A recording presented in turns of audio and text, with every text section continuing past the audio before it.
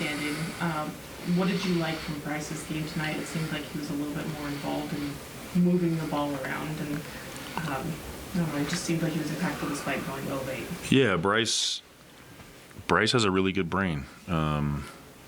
He's an intelligent basketball player. He has a pretty wide-ranging skill set for a young player. Obviously, he's not happy with his shooting tonight, but when Bryce has his feet down and ready, he's able to make quick decisions with the ball.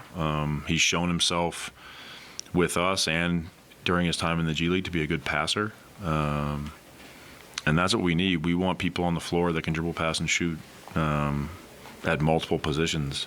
And Bryce's versatility is something that's important to me. You know, I want him to continue to work on that. His life has been as a scorer up until this point, but he has more to offer than that. You went with Johnny deep minutes tonight. What did you see out of him? Johnny's been really solid.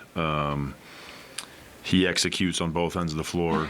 The threat of his shooting helps our spacing.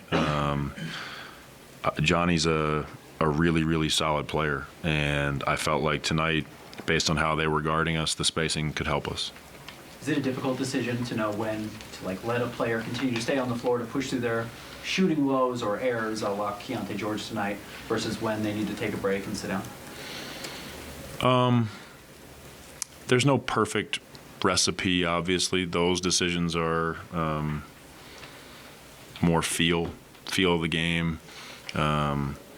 It's not just the statistical parts, it's how they're playing, the types of shots they're generating,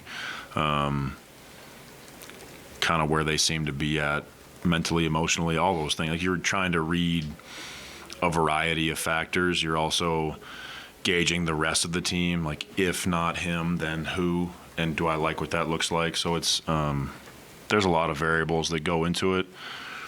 You know, I understand that with young players, there's going to be tough games, tough stretches, and so I never want them to feel like any possession has the weight of the world on it. Any shot is like, if I don't make this shot, I'm going to come out.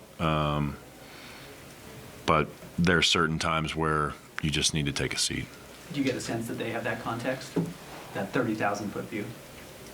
I would doubt it. Yeah, I don't think that's how they think about it. And in some ways, I don't want them to. I want the players to be hyper competitive. I want them to want to be in the game. You know, obviously there's a line, right? You get subbed out. No one's happy to get subbed out, but you have to also understand you're a part of a team, and especially at this level, this is a professional basketball team, so the other guys that are going in the game are also pros. So it's